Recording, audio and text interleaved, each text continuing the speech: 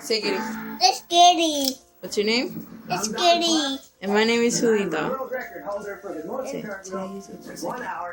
It's April 2nd. And we are reading from Isaiah chapter 42, verses 1 through 7. And John chapter 12, verses 1 through 11. Look at my servant whom I strengthen. He is my chosen one, and I am pleased with him. I have put my spirit upon him. He will reveal justice to the nations. He will be gentle. He will not shout or raise his voice in public. He will not crush those who are weak or quench the smallest hope. He will bring full justice to all who have been wronged. He will not stop until truth and righteousness prevail throughout the earth. Even distant lands beyond the sea will wait for his instruction. God, the Lord, created the heavens and stretched them out. He created the earth and everything in it. He gives breath and life to everyone in all the world, and it is he who says, I, the Lord, have called you to demonstrate my righteousness.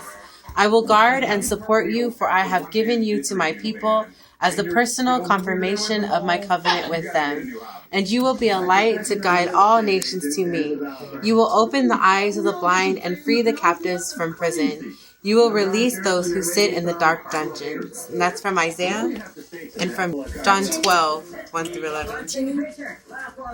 6 days before Passover, Jesus came to Bethany, home of Lazarus, whom Jesus had raised from the dead. Lazarus and his sisters hosted a dinner for him. Martha served, and Lazarus was among those who joined him at the table. Then Mary took an extraordinary amount, almost 3/4 of a pound, of very expensive perfume made of pure nard. She anointed Jesus' feet with it, then wiped his feet dry with her hair. The house was filled with the aroma of her perfume. Judas Iscariot, one of his disciples, the one who was about to betray him, complained, "This perfume was worth a year's wages. Why wasn't it sold and the money given to the poor?" He said this not because he cared about the poor, but because he was a thief.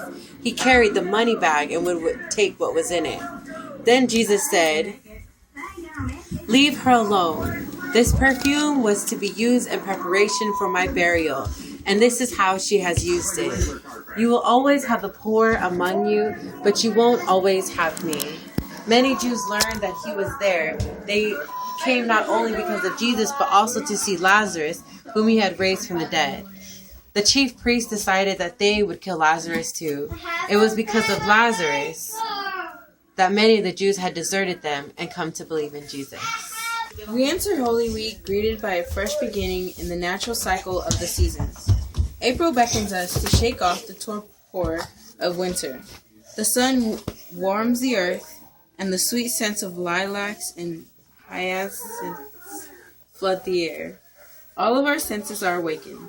Life seems more real. God helps us believe in the resurrection of the sun and the renewal of our own lives. The prophet Isaiah is not the first or the last to express the hope.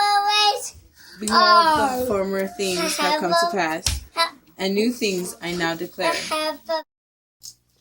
Somehow, Mary knows that her friend Jesus had fulfilled that prophecy.